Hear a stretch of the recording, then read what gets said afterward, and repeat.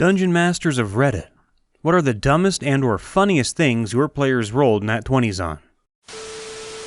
Party members came across an altar of a celestial being, practically an abyssal demigod, that was hostile the moment the party tried to activate the altar. I roll to fuck it. Excuse me? I want to fuck it. Okay, roll for it. You need at least a non-nat 20 to do it. The bard rolls a nat 20. Party goes wild with laughter, including myself. Sucked it up and asked the party members to vacate the premises so the two could get it on. Bard was level 3 and convinced an abyssal god to bring him that ass. Party was battling some goblins and one of my players, a wizard, was across the room from the rest of them. Now that I have killed the goblin, I rip off its arm and throw it at the other goblin across the room. Which one? The one with 1 hit point left. You do realize you're more than 30 feet away from the rest of your party, right? Can I do it? Fine, but you'll have to roll pretty high for this to, Wizard rolls a nat 20. You throw the severed goblin arm as hard as you can towards the other goblin. It sails through the air and bitch slaps the other goblin so hard that it dies instantly. You see a man standing in the middle of the room. He's wearing baby seal leather boots, has a spell book made of human baby flesh, horns, pure black eyes, and is dressed in all black. He's ancient, as old as time itself, the original sinner. He's wearing magic-suppressing shackles, but can obviously still fight. Dope! He shows you his magical shackles and asks you to free him. If you do, he will not harm you, but if you don't, he says he will kill you. The party agrees not to free him. Big Baddie TM attacks the rogue. Rogue, now at half health after a single hit. Now, wait a minute, we can talk about this. Hold on, sir, let's talk. You already said you weren't going to free me, so why should I talk to you? No, I understand that, but why do you want to kill us? 'Cause it's my job. My captor told me to. If I don't get fed. Okay, but I packed an extra ration. You can have it. He won't feed me after you leave. Your single extra ration won't last. Okay, but what if I, come back with more food? I know you're just stalling to get out of here alive. I'm not. You're a very pleasant conversation. I mean, you're millions of years old. Surely you have plenty of cool stories to tell. I'd totally be down to come back with tea and have another chat sometime. Roll for deception. I'm not deceiving him. I'm 100% coming back for tea. Then roll for persuasion. Nat 20. So he lets the party pass unharmed, and now the rogue has tea with him every Sunday. The rogue is now best friends with a horrible baby-killing ancient man who literally invented betrayal. She gave him a fucking friendship bracelet. I rolled a nat 20 twice for how attractive I was, so the DM gave me a permanent +2 to charisma. Nat 20 perception to see if they could notice the outline of an NPC's penis. I had a magical ring explode after a battle that would have killed the party, so my cleric asked if he could make a shithouse luck roll to absorb it all. He got a 20. I sat in stunned silence for 2 minutes before I figured out what to do. While I was never a DM personally, I did work with a DM who purchased a really nice set of matte black dice once, and then filled in the number imprints with a fire engine red crayon. He ended up calling them demon dice. First time he used them in a campaign, there was a battle, and he rolled off a 20, so instant hit. The thing is, it was a Vorpal weapon, so off with the head. But he rolled for damage anyway and got another 20. Basically the joke, as the strike was so powerful, the weapon even decapitated the soul of the victim. But then he rolled another 20.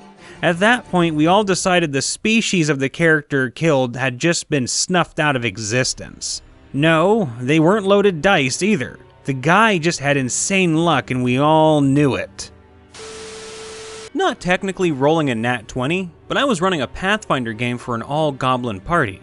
It was one player's birthday, so I gave him a free nat 20 for any one roll. The party wound up in the Underdark and encountered a female Drider. He rolled to seduce it and managed to roll a nat 20, which made me groan, but goblin parties are silly parties. He then goes quiet and the following exchange takes place. Dude, you there? You succeeded. Drider lady wants your goblin D. DM, just how big is my goblin D? Goblin-sized? Can I roll for penis size? I guess you... Oh, please tell me you're not... Roll nat 20 goblin dick! I have since rescinded my birthday nat 20 policy. I seduced a succubus. We're happily married now. And in a different system, my player once killed a chaos dragon with one hit using his fist. They found the Loch Ness Monster and told it to deep throat a tree. It worked.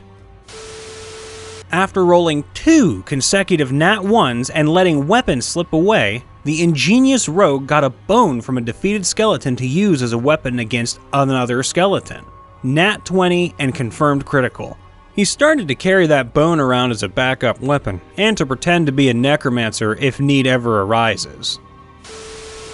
Ranger and Bard are fucking around in a tavern. That gentleman is giving you the stinky eye, Ranger. Nonsense. Later that night. Hey, dude, that guy wants to fight. Point me to said fucker. The Bard points. I throw my mug at him. Alright. Nat 20. You kill the civilian. Everybody is screaming and calling for the guards. Fuck, run! Not a DM, but one game my clumsy half-orc rolled a nat 20 on a grapple, followed with a nat 20 to kill a dark elf while falling down 100 steps. The DM just did the slow facepalm drag down the face move. Not all N20, but a drinking/eating competition that got remarkably high checks on managing to win both. The character won a pie tin that could generate a pie per day and title of the Glutton King in the town. A player here. We were messing with the starter kit. You enter the town. Can I investigate? Sure. Rolls a 20. It's a town. Can I roll for history? Sure. Rolls a 17 or so. +5. It's a fucking town, you idiots. There's nothing to wonder about. You guys are being stupid. We found a baby Sparkton dragon, and I tamed it. Party members are in tunnels leading down into ancient ruins of a civilization that had been corrupted when they tried to harness the energies of the far realm. When they came to a natural cave formation, they disturbed these bat-like creatures that had been mutated by the energies of the warp into blind, furless flesh bags with wings that can unhinge its jaw to swallow their prey. The party was having a pretty hard time dealing with them because it was dark and they are stealth hunters that kept to the ceilings and ambushed our party. That's when our gnome paladin and orc barbarian came up with this wonderful idea. I would like to use my bonus action to ready a level 3 smite, and then I will climb onto Orc's arms. I would then like to ready an attack for when one of those bat things comes into my attack range. I would like to throw the gnome paladin at one of those bat things. Sure. Roll an athletics check with a DC of 9, considering the gnome is a paladin in full gear. Rolls nat 20 and flings our paladin at the bat. Paladin comes into range of the bat, rolls for attack, rolls a nat 20, proceeds to swing her hammer and exploding the bat into a fine bloody mist and intimidating the swarm as they smelled the blood of one of their own fill the air, making them flee in terror and submission. End encounter. I banned the usage of the word salsa in my D&D game, as it was a Victorian-themed game and all my players wanted was some salsa. Saying or talking about salsa resulted in an instant death. One guy just pleaded for a death save. I granted.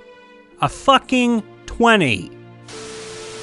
I made my players roll an attractiveness score as a sort of passive charisma at the start of my campaign. You roll and then add your charisma score to it. We ended up calling our paladin Big Sexy due to his natural 20 making his attractiveness 23. His cousin, the Bard, got a 24 attractiveness with a nat 19, but we decided he was still sexier due to BDE. Was doing a casual one-off campaign with some friends in which you could do just about anything within reason if you roll a 20. One of my friends was playing a lawful good kobold paladin and got fed up with an encounter taking forever, and so rolled to throw his massive two-handed warhammer at the last skeleton who had been tanking blows with a shield. He rolled a 20.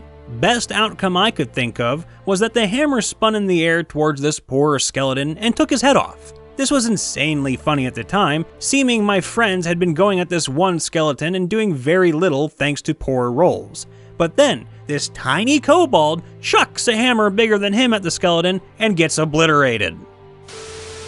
My party was entering a dwarven mining cave and they could hear them singing a catchy tune down the shafts. Two of them asked if they could do a history check to know the words of the song. 2 nat 20s. So it turns out, their families were commissioned to write the song for the dwarves thousands of years ago and have passed down the melody through the ages. Everyone got drunk in instant positive faction with the dwarf miners. I got caught in a rug trap. I nat 20 a bluff check so the rug would think I was dead, so it let me go. My party kept hitting the rug with me rolled up. I would have died. The rug let me go. I played dead till the rug was destroyed. TLDR, the bard's bloody unconscious body passively inspires the monk to do awesome climbing. During a combat sesh designed as a game of capture the flag, the bard gets hit with a spell and goes down. The monk goes next. If the monk can get up on this high platform, they're one round away from winning. I tell the monk to roll an athletics check to override climbing speed, which wouldn't be enough to reach the top. The bard chimes in, Ooh, I want to give the monk inspiration. to which I say, it's not your turn, and you're unconscious. You're rolling death saves. Playful argument and I relent. Okay, if you can roll a nat 20 right now, I'll let you have retroactively done it. And yep, she does that. Oh my god. Okay, so after getting blasted with this spell that slashed all across your body, leaving you bleeding out and barely hanging on to life, your theatrical reflexes kick in. And ever the performer, you fall in such a way that your splayed form is especially pathetic. Monk, you look over at your fallen friend and are so moved by them laying there, barely holding on, that you feel a surge of energy welling up inside yourself. You have to get this platform and win this game. Monk beats the DC. You power up the stony side of this platform like a goddamn mountain goat on a mission.